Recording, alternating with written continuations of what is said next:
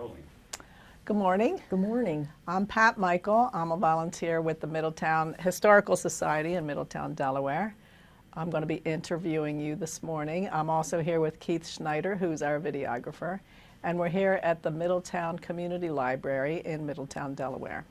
We're here to interview Carolyn Davis, who is a longtime Middletown resident, and this is for the Historical Society to document from memories the change in our little town over the past, since the beginning of the 1900s.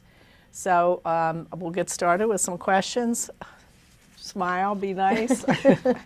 Don't be afraid to talk. So what's your full name and where were you born?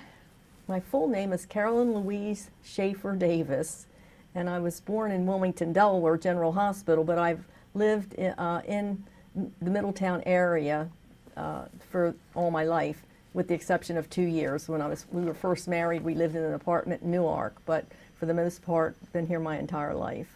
And you were born in what year? 1950. 1950, okay. How did your whole family come to live here when you moved here originally? Well, my parents and grandparents had moved back here. They were born, my grandparents were born in Odessa, Delaware, and both of them lived on High Street.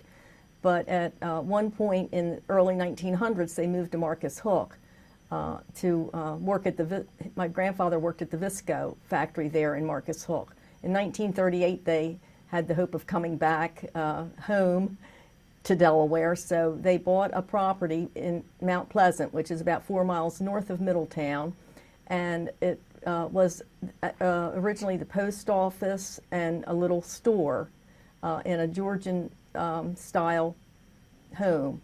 They had it moved so that it would face what was then called 896. It's now Summit Bridge Road. And so my mother was 16 years old when they moved back to this area.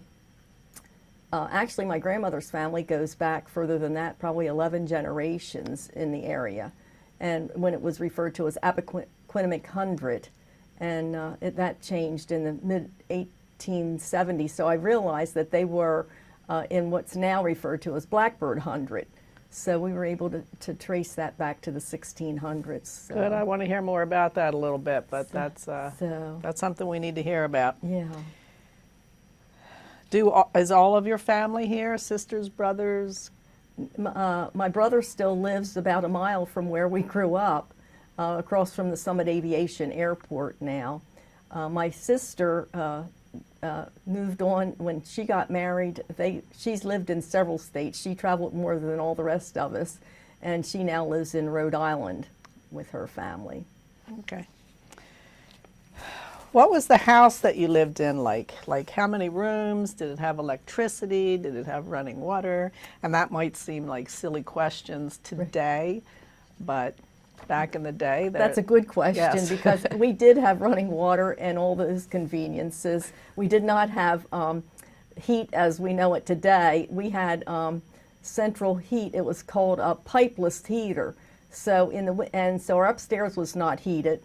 So many times in the winter, we would come in and get dressed by the living room where the heater came up from the floor. Mm-hmm. Now, my paternal grandparents lived down in Blackbird, and they did not have running water or indoor bathroom facilities. So it was always fun to go there in the summertime and have that experience of getting a bath in the kitchen, heating the water on the wood stove.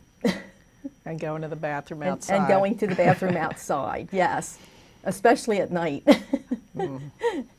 Describe your earliest childhood memory, good or bad.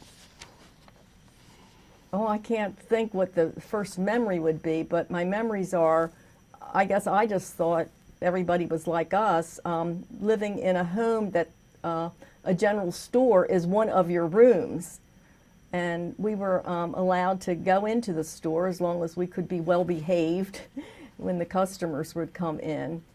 And what was the name of the store? It was Thornton's store. It was my maternal grandparents' store. And it was the Facebook before there was such a thing, because the farmers, it was a rural community, and the farmers would come in and to buy whatever their wives needed as far as food was concerned and that, but then they would congregate to solve all the world's problems there. We didn't have a potbelly stove and checkers, but it was just one level above that. I remember those days. What kind of games did you play growing up, and who did you play with? Well, we just played with our siblings, but we did play a lot outdoors. When families would come to do their grocery shopping, if they had children, we were allowed to play out in the backyard, and we had a fenced-in yard, and so we had a lot of adventures with that. And I just really remember my dad, we lived on 6.5 acres, so when my parents got married, my dad's heart was really in farming.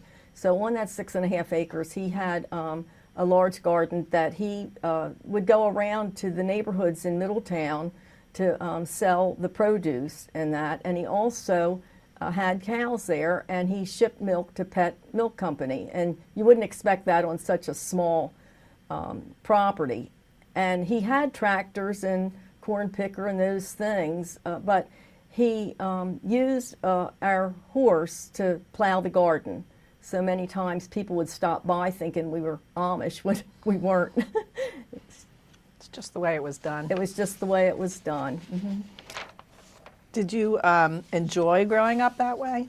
Oh, absolutely. I just think that my husband and I were so blessed. We had what would be referred to nowadays as working mothers, but we were right home with them. My mother was in the store, waiting on customers, and we were able to be right there with her.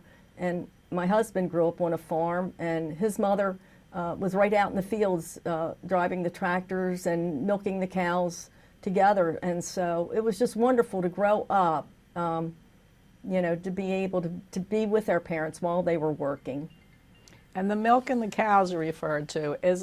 Was it the machinery that you bring the cows in and that machine milks them, or Okay. what was the process? With my in-laws, they had a milking machines where you hook them on. They're not automatic like they are now, and that. But my dad did all his milking by hand, and that was an experience, a strength that you could always tell when you shook hands with someone if they milked cows. They had, and of course we always had a lot of fun, doing that too. And it's an all-year job, so you have to go out when it's cold. Yes, 24/7, and literally 24/7. You have to be there every day. For the animals and the work. Mm-hmm. What was your favorite thing to do when you were growing up? Go to the movies, go to the beach? We did not have vacations. When I was growing up, it was the fun was just right there at home. And people get amused that I say my favorite toy was an ironing board, but I used to just like to mimic the things that my grandmother did and spent so much time. And I think that's why I have a heart for oral history, because we would just talk. By the time I was 7 years old, my favorite thing to do was to dry the dishes for her, and just to hear her stories. And I just wish that now I had asked her more questions, to go more in depth about some of those stories. Which side of your family was the long-term, have been here for 11 generations? Was it your mother's? My mother's, yes. It was Okay. through my maternal grandmother. Okay. Yes. Where'd you go to school? Middletown for the all 12 years. We didn't have kindergarten. Back then, I guess there were paid kindergartens, but we didn't go. Our before school, it was Sunday school, so we went to Sunday school.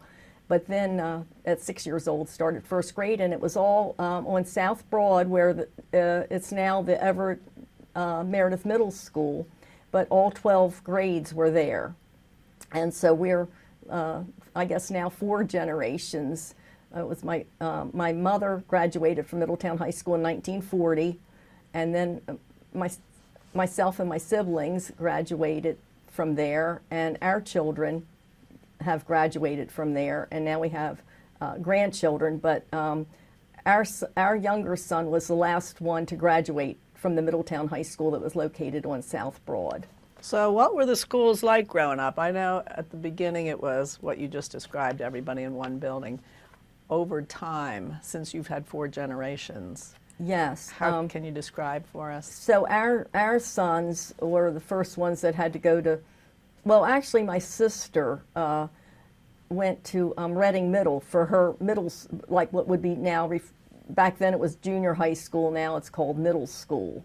So after the integration and then the Lewis Reading school, that was originally for, as they referred to it back then, Negroes. Well, once we desegregation came around, then that became a middle school. And so my sister, who was born in 1954, was part of that.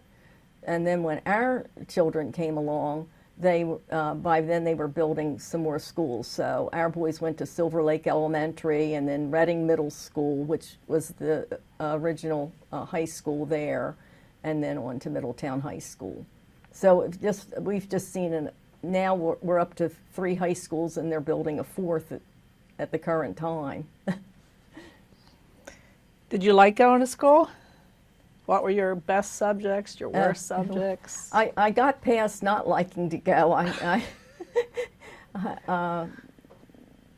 2nd grade, I think it was, that I just I was ready to not go to school. But I think that was the year that my maternal grandfather passed away, so there was a lot going on at home. But other than that, 3rd grade, it was just a complete turnaround.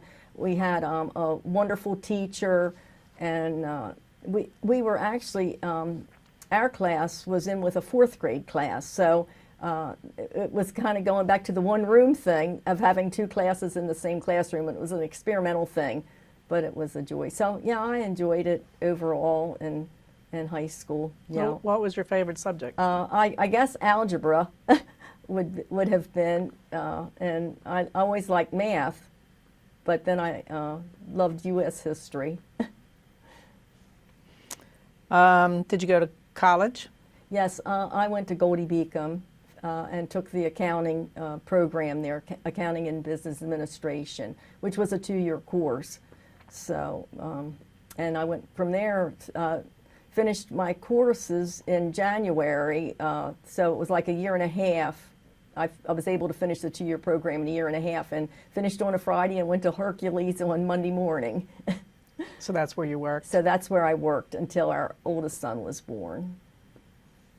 And what is Hercules? Hercules was a powder company back in the war, and but they expanded and they had chemicals and just a lot of different areas.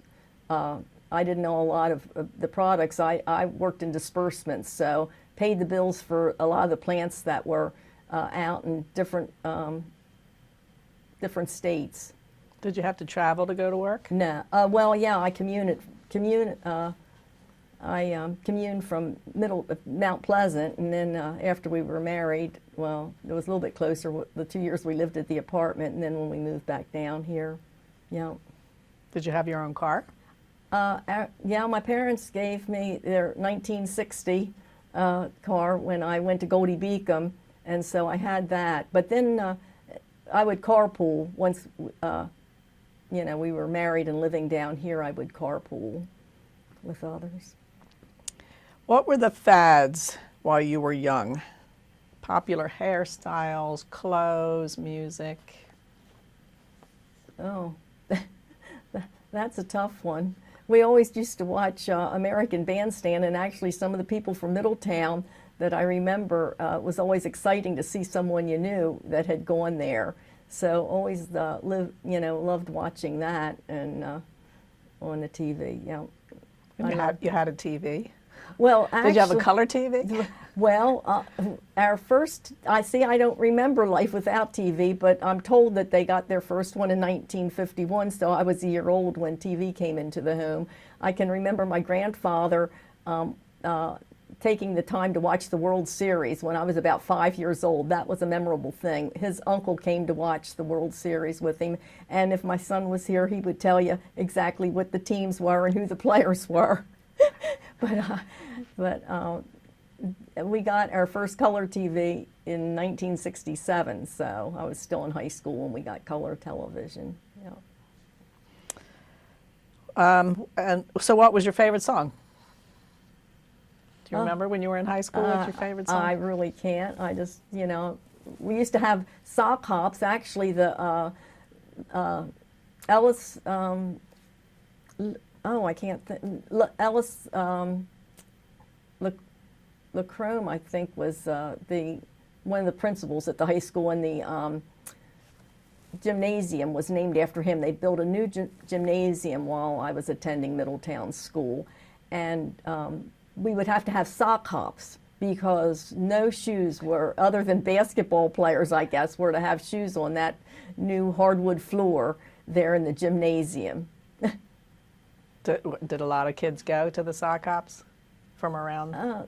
Yeah, I would say so.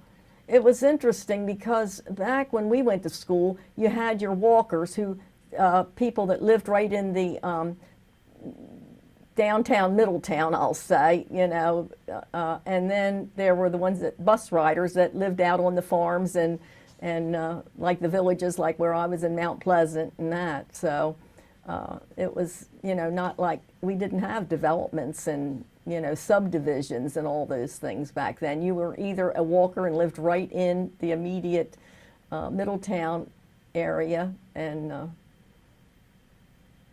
or a farmer like you. Yes. What did you usually do on Sundays? Did you go to church? Where did you go to Yes. church? Well, I went to church at Summit, and we went to Sunday school. But my parents had the store, and it was open half a day. And back then, stores weren't open like they are now. Even a lot of restaurants, I guess, weren't open back then. That's one thing. We never really ate out. As far as a restaurant, my first time that I remember eating in a restaurant, I was probably 10 or 11 years old when we took a day trip to Lancaster. And another time, my grandmother had a sister who was never married, and she was a social worker, was a nurse in Philadelphia, but she had taken a job down in Cape May, New Jersey. So I can remember it vividly. It was the day after the 4th of July. We went to visit Aunt Lola, and so we went to Cape May, and my mother wanted us to see the Steel Pier in Atlantic City, so we stopped there on the way home and didn't get home after midnight. That was our vacation, that one-time vacation.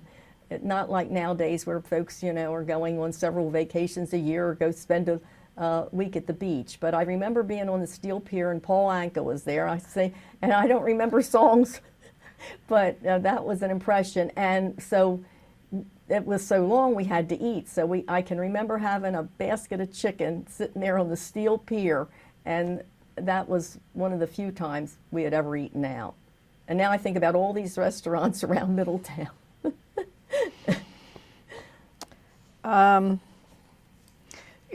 Just for a minute, talk about the churches in Middletown, how that all has changed. For example, there were few, years ago when we were kids, but. Right.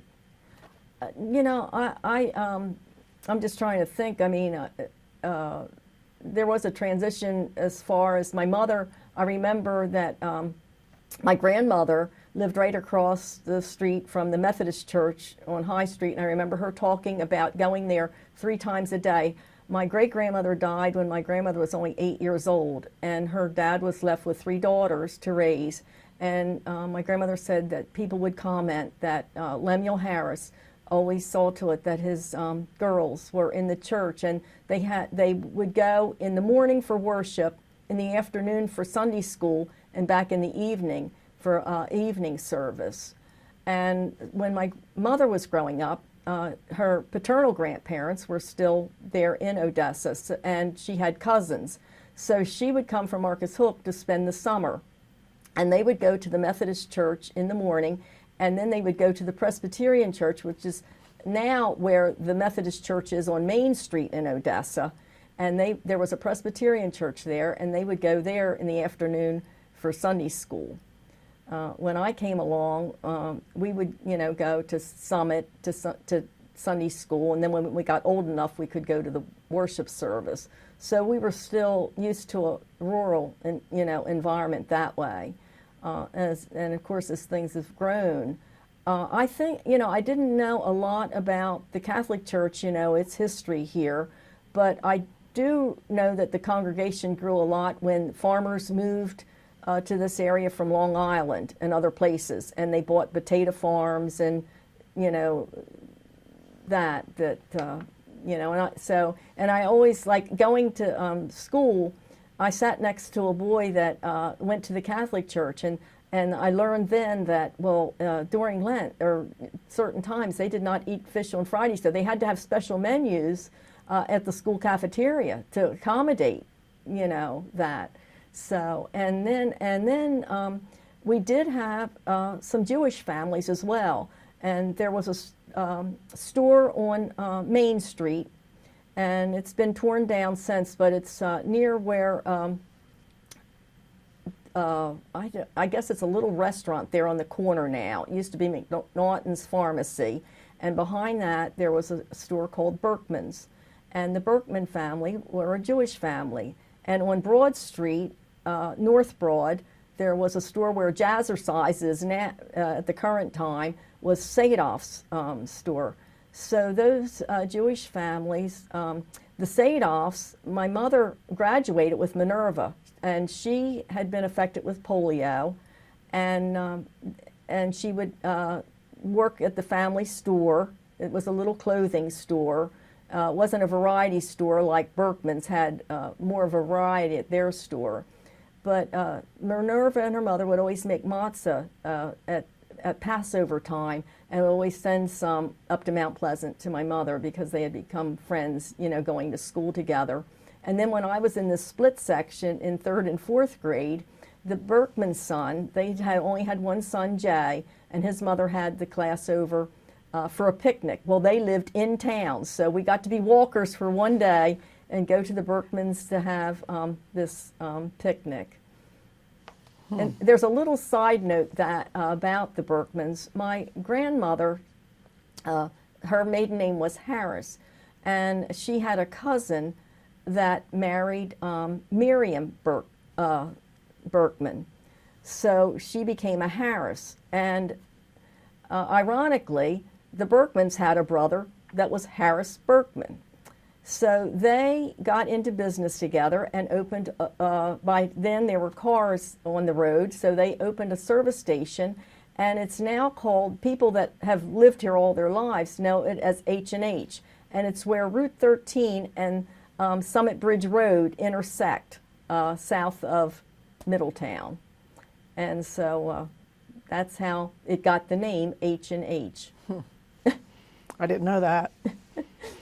Were you ever mentioned in the newspaper or other publications? My brother just recently reminded me that in 2011, they did an interview when they had the 150th anniversary for Middletown, and somewhere along the line, someone asked me, what I thought about all the changes here, and I said I felt overwhelmed. Well, that's been, how many years ago now? 15, I don't know, guess. 15 yeah, or 20. 15, yeah, right.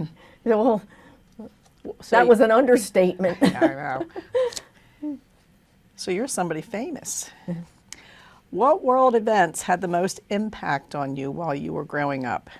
Did any of them personally affect your family? World events like war or sports or... Right.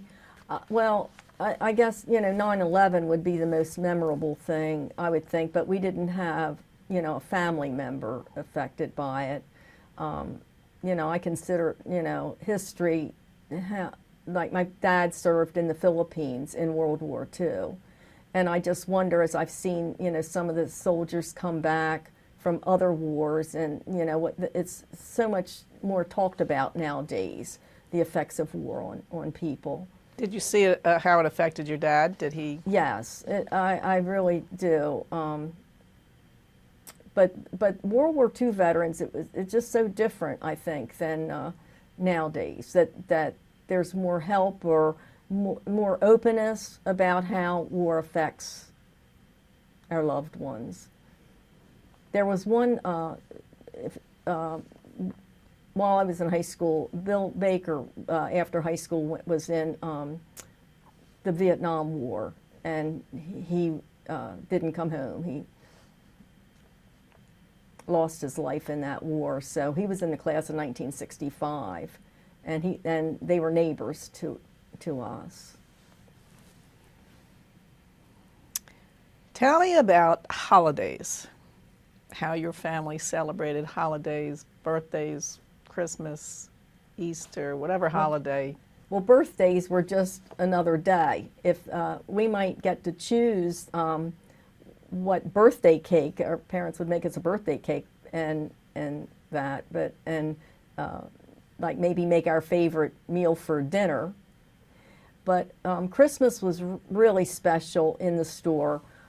People would come, and back then they sold 5-pound boxes of candy. It wasn't Russell Stover. It was there was a Leo Lieber and Brock's, I think, and there were different brands. And our parents would get more bulk type candies in for Christmas time, and that. So and people would come in and actually just make a deposit on their box of candy, and my mother would write their name on the end of the box, and then Christmas Eve they would come and they'd put orders in for produce. Came down out of Philadelphia. We had a delivery man called Jaime that would bring the winter produce in, and so they would order their oranges or apples or whatever they were going to have for their Christmas celebrations. So our store was open real late on Christmas Eve, because after people put their children to bed, they'd come to collect what they had laid in for their treats for Christmas. So I just lost my train of thought, so I don't know. Were there any other special holidays?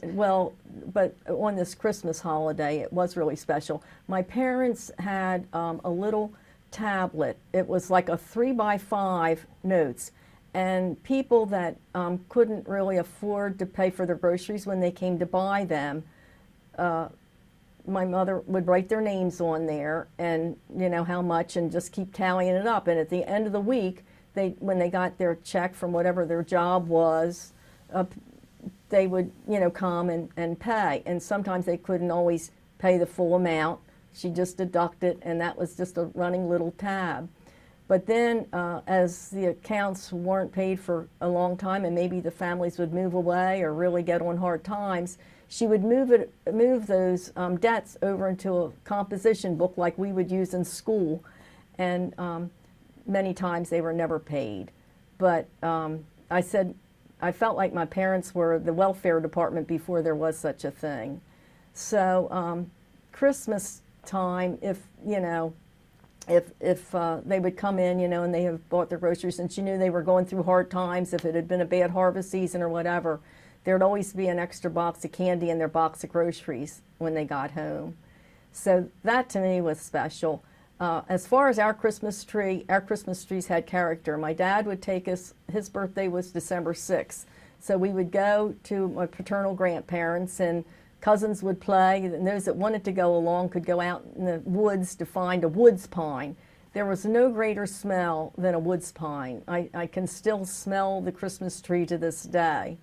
And but the shape was not like they are. They had not been pruned like out at these Christmas tree farms nowadays. So, and I can still remember that we'd bring it home, and it would sit outside in a bucket in water, and then Christmas Eve, Santa would decorate the tree. When we went to bed, there was no evidence that Christmas was going to be tomorrow. And after they had closed the store and everybody had gotten their candy and gone home, then Santa had come to our house sometime between then and 5 o'clock in the morning. And I can still remember coming down the stairs and smelling that pine tree, and the dining room would have a box of those candies and a bowl of nuts that you shell out yourself, and a bowl of fruit on the table. And we might have, you know, a toy under the tree that wasn't wrapped. We might have some clothing that was wrapped, but nothing like what we see today. But it was still beyond, you just tried to imagine it. The 4th of July, you might come down the stairs and just imagine what it was that Christmas morning. That's neat. How is Middletown today, besides all the things you've talked about, different from what it was like when you were a child? How has the community changed? You've seen a lot of changes. Oh, yeah. Well, I think I'm going by my mother's experience. In 1992, the state highway actually took their property to widen the road to, you know, make room for all these cars that were now coming. And so they were relocated. And that was the hardest thing for my mother when they were relocated to a small development.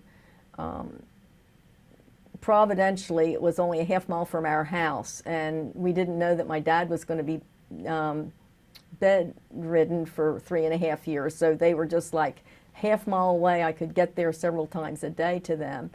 But when they got relocated there, it was such a cultural shock to them because they lived in a store where people were coming and going every day. And when she got there, she said, I see people go out in the morning and I see them come home at night, but you just don't know your neighbors. Mm-hmm. And it was the same with my in-laws. When they moved there in 1943 on their farm, there on, it's called Pole Bridge Road, just east of Boyd's Corner off of 13. And when they moved there, the neighbors came and said, you know, I'll help you get up your hay if you can lend a hand when we kill our turkeys in the fall. So the farmers would get together and they'd do their work together. My husband's parents would go over and kill hogs with them, and they'd make sausage and prepare for the winter. And so neighbors help neighbors that way. I don't know that, you know, maybe in some of the developments they're like that. I'm lucky that I still live on the farm with my husband's 3 sisters are there. So we have our own little community and, you know, support one another that way. So for me, it hasn't really changed that much, but I think for others, maybe it has, that have moved here from other places and that. Considering that we're celebrating, and this I want you to really talk about, we're about to celebrate the 250th anniversary of our country this year. What stories have come down through your family, your parents, your grandparents, or your more distant ancestors? You were talking earlier about the fact that your family has been here for 11 generations. Talk about that a little bit. Yeah. Well, you know, I wish I knew more about, you know, where they have, you know, come from and moved to, but I do know that some research has been done, and a cousin, a distant cousin, has written a book about Sapiens Harris and how that there was some conflict about whether the area around Towns End, the Dexter Corner area, whether it belonged to Lord Calvert in Maryland or whether it belonged to whoever was settling here in Delaware. And so, and just how, you know, things have changed so much with, you know, just how they lived, you know, back then, and just all that they had to face. In our own family, as he had done that history, and I finally found out, because I always thought Appoquinimink, our ancestors just went down, they got off a boat in Odessa, because that's where my great-grandparents lived. So I didn't really know a lot about that they actually lived, you know, further out. But then in doing that and researching on my dad's side, my paternal great-grandfather actually, and I think about the immigrant conflicts or controversies that are going on now, but my great-grandfather actually stowed away on a boat from Germany when he disagreed with the war in the 1830s. And he came in at Fleming's Landing this is oral history that's been handed down, that he served like as an indentured servant on a farm. but he was later able to purchase a farm, but it was in the same area where the Harrises had been in the 1700s, that he's now there in the 1800s. And I've been able to trace where they had several children, and several were buried there in a cemetery that's now been abandoned. It was a Methodist church there that was later torn down in the 1900s. And but then I found the obituary, and when my great-grandfather Henry Schaefer passed away, this stowaway on this boat from Germany, it said that he was a prominent farmer. So I don't know, he did not come through Ellis Island, so maybe I'm an illegal. So I have mercy on whoever's out there. Yeah, that's pretty exciting when your history goes back that far, your family history. To think hundreds of years and just how they, From the very beginning. Yeah, yeah. Do you know if any of them served in the Revolutionary War? Do you have any knowledge of that? Yes, I believe there are, because this cousin that had written the book says that, I could, apply to be in the Daughters of American Revolution, but I've never, pursued that. And on my husband's side, they had been here for quite some time as well, yeah. But I don't know, I haven't done the research to say exactly who it was or that. Well, that's exciting. Are there any stories about famous, well, you just told us some, stories about famous or infamous relatives in your family? Did anybody step outside the bounds? Oh, I don't think that we have any claims to fame. Okay. No. I guess the closest thing, my mother had a cousin that was a pilot in the World War II and fought in the European theater, and was a pilot, and so he would have many stories to tell us that and my mother actually served during World War II on the St. George's Bridge, because they thought the bridges were something to really be guarded, and so they would have night watchmen to go sit and see if they saw any activity of planes flying in or whatnot. She says, I don't know what I would have done if I had seen anything. And of course, they don't have the communication like we do now. Run. Right, yeah, right, exactly. Oh, I didn't know that. Mm-hmm. Well, your family has done a lot for this country. Your dad served, your uncle served, your uncle, I think you said it was. My mother's cousin. And we your always mother. called him uncle, yeah, yeah.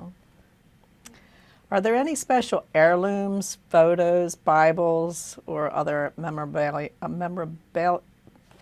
stuff you remember that have been passed down in your family? I have the Bible that came through the Schaefer family. I don't know if it was brought from Germany or whether it was one that my great-grandfather started here. But I don't know that there's really. Your cousin that did the history. Yeah, I had a very few pictures. Back then there weren't a lot of people that had cameras, and I was able to find a picture of this distant cousin that had written the book of his mother when she was a little girl, and so he was able to do a photo crop of it and do some magic on that and all, but yeah, there aren't a lot of pictures. What was the full name of your spouse, and describe him for me? More than just he had brown hair. Right, George Marvin Davis, and my husband, as I say, grew up on a farm. But back we only lived 5 miles apart, but we didn't know each other, even though our parents did. And he used to stop at my parents' store on his way home. He took a job off of the farm. He graduated from Gunning Bedford High School, and he worked with his dad on the farm for a year after high school. But it was either he's going to have to go to Goldie Beacom or do something else, because on a 140-acre farm, his parents were looking down the road that it wouldn't support multiple families. So his uncles had taken jobs at the Chrysler Corporation building Army tanks. And then my husband graduated from high school in 1963, and so they were doing a lot of hiring in 1964. Things were really picking up in the car industry. So they encouraged him to put an application in, and he was hired right off. And so, and he also signed up to in the National Guard to serve. It was, of course, the time of the Vietnam War, and he didn't know whether his unit would be called up for that as well. So he did take a little leave from Chrysler to do his boot camp and that training, the basic training that you would get in the Army. So fast forward, while I was in Goldie Beacom, my grandmother became ill and wasn't able to help in the store as much. So he would stop on his way home from Chrysler Corporation to buy the family newspaper and whatnot. And so that is how we met. It took him many months, if not year, to anyway ask me out for a date. So that's how we met. And his name was Marvin, and I was so pleased because everybody in our family was George. And on our first date, I found out his name is really George Marvin, and so the rest is history. That's funny. But anyway, he worked at Chrysler for 36 years, and loved, but still loved farming. We couldn't wait to build a house on the farm. His parents were so gracious, gave each one of the children, the 3 daughters and the son, an acre to build a house on. So you ended up on the farm. So we're back in the farm. You did this one. Where and when did you get married? And was it a big family day? It was a big family day. We actually, he went to church with his parents in Odessa Methodist Church. I was at Summit Methodist Church. But our pastor, it was back like when they had circuit riders. Like one pastor would have 2 and sometimes 3 churches. So our pastor was also the pastor of Bethesda Church right on Main Street in Middletown. And of course it was a larger congregation, larger facility. And when we got married, of course, my parents having the store wanted to invite everybody that came to the store, and the families were big on both sides. So we got married at Bethesda Church in Middletown. And of course people came from that I worked with at Hercules and Wilmington and all. But the interesting thing is we had a reception right in the fellowship hall downstairs. It's a 2-story building. And our mothers did all the food. Both mothers made potato salad. My mother-in-law used the stainless steel milk cans to make all the iced tea. And the women from Summit Church served. And and had a local woman, Davis, made the wedding cake, but she wasn't related. But anyway, so it was nothing like now. When my parents got married in 1949, their wedding reception was in the Methodist Church on High Street in Odessa, and they had cut brick ice cream and a wedding cake and punch for their reception. Nothing like the receptions that we see where they go to these venues and such things as nowadays. Quite different. And my in-laws actually got married by my mother-in-law's uncle was a pastor, and they just went to Darlington, Maryland, and got married by her uncle. And came back and went to work the next day on the farm. No party or no? No, with the grandparents and all. Yeah. The biggest thing they had the next time that they went to there was an organization called the Grange, which is a farm like a cooperative or social, I guess, and they get together to for different programs. I know the Delaware Grange still serves. For fundraiser at the state fair, they serve their dinners and lunches there. So they went to their first Grange meeting after they were married, and they came in with a wheelbarrow full of presents, and so it was like a shower for them when they Oh. got married. And so it were just useful things, tea towels and such things. Again, nothing like what Wow. we would see nowadays. What did your family enjoy doing together? You said earlier that they didn't really go many places because they were working in the store. Right. Sometimes on Sunday afternoon, they would go down to Taylor's Bridge fishing. But many times by then my grandmother's health had failed, so I would always kind of stay home with grandmom and keep her company and that. But we would go down to my grandmother Schaefer's a lot on Sunday afternoons, and all the cousins would be there. And one of the big things was, even though we lived at a store and we sold ice cream cones all the time, when we went to my paternal grandmother's, well, we would churn our homemade ice cream one Sunday afternoon, and we'd get out. We had a little wagon that I remember that was full of straw, and we tilted it like it was a sliding board, and we would just have all kinds of adventures. Again, I said they didn't have indoor plumbing, so we would go and sit in the outhouse and tell all kinds of ghost stories and try to scare each other to death. And so, you know, it was just a lot of outdoor fun things. But I do remember going and spending a week in the summer with the paternal grandparents, and they would be busy getting ready to go to King Street Market. And well, they would kill poultry, and so we would get to, I mean, this is like, it was work, but we thought it was fun to pluck the chickens, like to do the chicken feathers and that. And I remember one time they were all busy outside getting the flowers from the garden cut and bunched up to take to market, and the produce and that.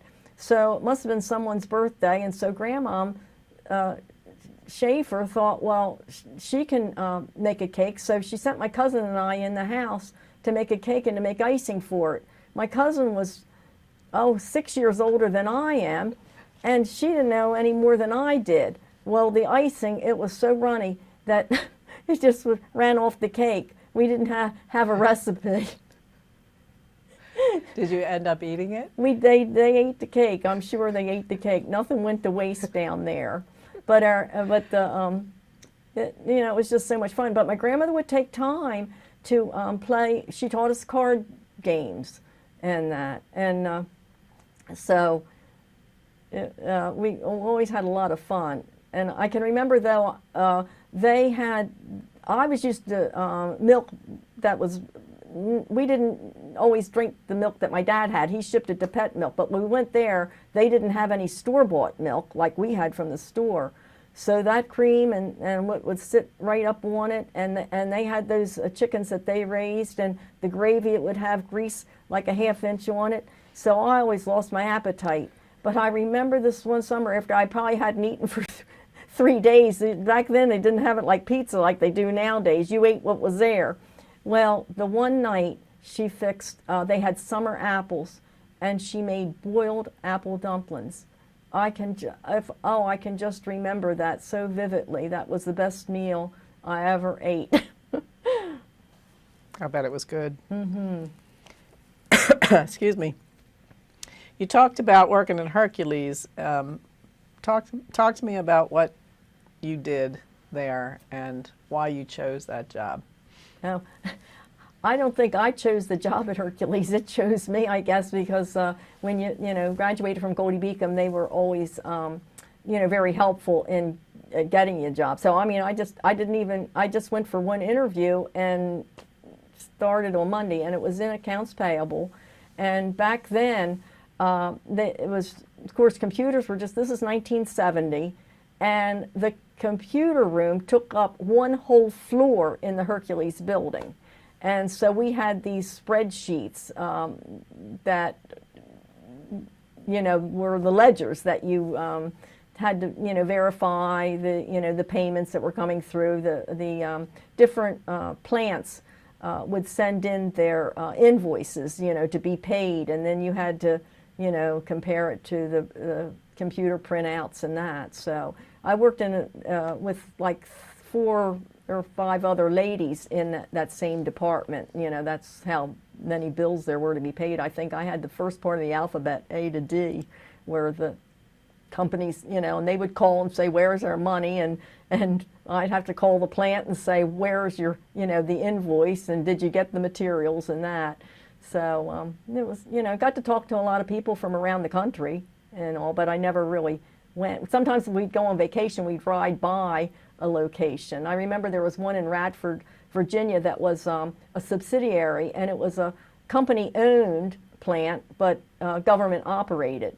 So, and located like on the New River, and so my mother-in-law's family was all from that area. They came up here during the Depression. There was no work down in that area, and it was Southwest Virginia, where she came from. And her father came up here and got a job in the clay yard up around Corner Ketch. And he came without the family to see if there would be work up here. There were some other relatives that had come north to find work because times were so hard. And he said, "Well, I'll have to go back and get my family." And he made a phone call, and they said, "Don't let him come back. He'll never leave here if he comes home." So they put them on a truck, they said, that looked like from the Beverly Hillbillies, with all their belongings on the back of this truck that was probably not even roadworthy. And I believe at that point there were 7 children in there, and they came to Delaware. And they lived in a little tenant house. What accomplishments are you most proud of? Of all the amazing things you've done, what are you most proud of? I don't really have anything to be proud of, but I've been so blessed with 2 sons. That's something big to be proud of. And a wonderful husband.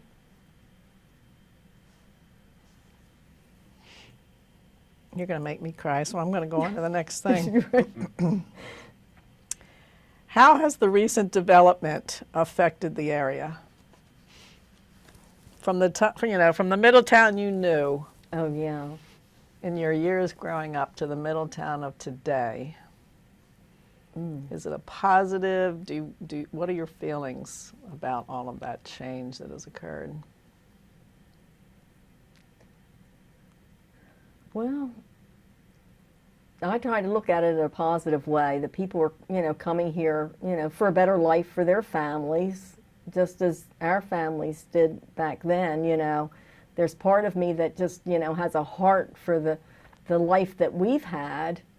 And, but, I just hope that as people move here, that they'll be able to experience, the same things that we did in some way or another.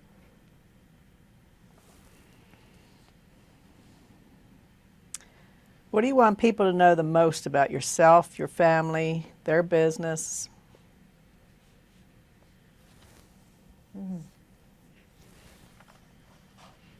Something in particular around farming or the community that was built around your store? Yeah, it's just a wonderful community that, everyone looked after everyone else, just had a heart for, making someone else's life easier.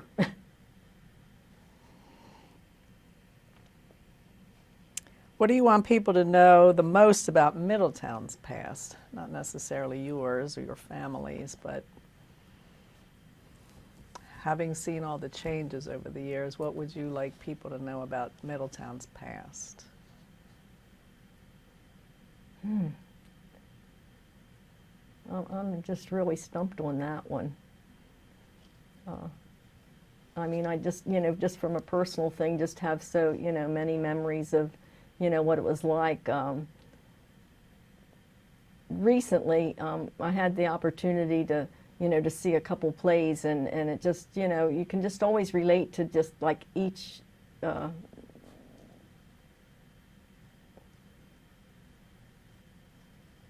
don't know, I'm just at a blank on this one, really. Okay, that's it. That's all the questions. Oh, wow. You did an Wow. amazing job. Well, no, I wish I could do better on that last one. Do a retake on that. We could edit it in. Yeah. Is there anything you want to add? No. Oh, my goodness. Do you want to go back and talk about your son since you there's got a just little so much. emotional there? Oh yeah, right. I just try to think, so much. I think about, my mother, growing up and all, and my grandmother, just their oral histories, what they went through. Like my grandmother had that boarding house in Marcus Hook during the pandemic of 1918, and one of the ones that passed was her sister-in-law. I just remember all the stories, that she told, and just thinking about her mother dying when she was 8 years old, and that she became she had an older sister that just, I guess, her story, just read books and went off, was sent to Philadelphia to a normal school, to become a nurse and that. And so my grandmother just she made all her own clothes and was just there with her dad and cooked at such an early age. I can't imagine 8-year-olds doing what my grandmother did, nowadays. I guess that, that would be one thing that I would think about, as far as the people that live here now, didn't have, not that it's good to have those experiences, but to be able to, experience some of those things. Have you seen the culture in Middletown change? Have you noticed that, felt that? Oh, absolutely. People coming from so many different cultures. And yet I notice when I go out and walk, I like to walk in the neighborhood next to us because it's safer than walking on Polbridge Road with all the traffic now. And as I walk through this development, one thing that I've noticed is people that don't look like I do. When I grew up, everybody more or less looked the same. But now we have people, from countries all around the world, and they look different than we do, that sometimes they're the ones that are most friendly to say, hi, how are you? Or, that. Not that, I have conversations, I'm walking and, that, but if someone's out, I noticed the last time that I took a walk, that a young man that looked very different than I was the one that made an effort to say hello to this old lady that was walking through his neighborhood, So, I think that's interesting. But just to be able to, I think that would be my hope, to just be able to meet our neighbors and to share our experiences, because I'm sure that there's so much we can learn from each other. If you had the opportunity to sit and talk with younger folks that didn't necessarily come from here, the Middletown area, if you had the opportunity to sit and talk to them about your stories, your family's experiences, would you be amenable to being part of that? Oh, I would love to, yes. That could be something we could help with. I think it's so important to learn from each other, because at the bottom of the day, we all have the same heart and soul. To love, to be loved, and it all comes through the experiences that we have. That could be the next video series that we do. Okay, sounds like a plan. Well, thank you very much, Carolyn. We really do appreciate you being part of Pat. this process. Well, thank you.